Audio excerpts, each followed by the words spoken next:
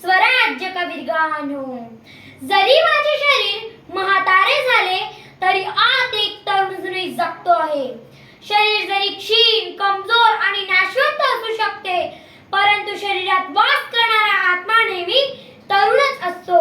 याच प्रकारे आपल्या स्वराज्यामधील क्रिया करण्याची जेव्हा गती मंद होईल, तेव्हा आपल्या अंतरात्म्याची स्वतंत्रता श्वासात आणि अविनाशी न राहता तिचे दमन होईल आणि आपण स्वतःच गुलाम समजून स्वतंत्रता हा माझा जन्मसिद्ध अधिकार आहे.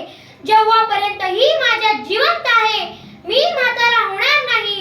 स्वतंत्रता या भावनेस कुणी हत्याराने कापू शकत नाही, अग्नीने जाळू शकत नाही आणि पाण्यात बुडूही शकत नाही. मित्रांनो, तुम्हाला कळले असेल मी कुणाबद्दल बोलतेय. हो, मी बोलतेय त्या स्वराज्यासाठी. थेट इंग्रजांचे डोके ठिकाणावर आहे का, असा इंग्रजांना खडतर प्रश्न विचारणाऱ्या भारत मातेच्या सिंहाबद्दल.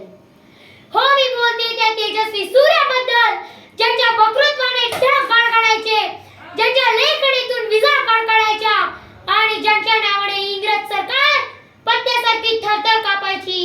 आणि असा हा तेजस्वी सूर्य म्हणजे स्वराज्य हा माझा जन्मसिद्ध हक्क आहे आणि तो मी मिळवणारच, असं इंग्रजांना ठणकावून सांगणारे सिंह लोकमान्य टिळकांबद्दल. सन्माननीय व्यासपीठावर उपस्थित गुरुजन वर्ग व माझ्या बालमित्रांनो, नमस्कार. मी धनश्री भरत मिस्त्री. माझ्या शाळेचे नाव शेठ विगेशा विद्या मंदिर, इयत्ता 7वीची विद्यार्थिनी. आज मी तुम्हाला टिळकांबद्दल काही 2 शब्द सांगणार आहे.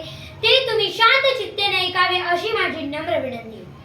23 जुलै 1856 रोजी चिखली या गावी पार्वताबाई व गंगाधर पंतांच्या घरी हा तेजस्वी सूर्य उगवला.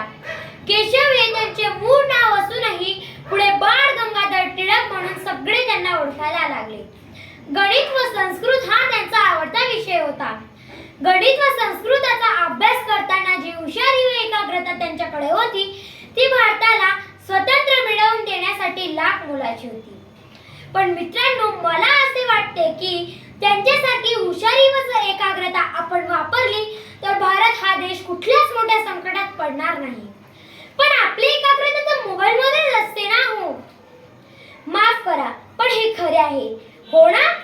त्यांच्यात असणारा अजून एक गुण म्हणजे खरेपणा व धीटपणा. शेंगांची गोष्ट आपण पहिलीपासून ऐकत येत आहोत. त्याच प्रसंगात आपल्या त्यांचा खरेपणा व धीटपणा दिसून येतो. पण आपल्याला त्यांच्यासारखा धीटपणा दाखवता येणार नाही, कारण आपल्यात तो खरेपणा नाही. आपण तो टिळकांकडून घ्यायला हवा. त्यांनी BA पूर्ण झाल्यावर LLB प्रथम श्रेणीचे उत्तीर्ण झाले व गणेशोत्सव व शिवजयंती त्यांनी एकतेसाठी सुरू केले. पण मित्रांनो त्या याच सणाच्या वेळेस आज मोठमोठे दंगे होतात आणि असा जर आपल्या देशाला एकतेला तडा जात राहिला तर भारत हा स्वराज्याचे परराज्य होण्यास वेळ लागणार नाही.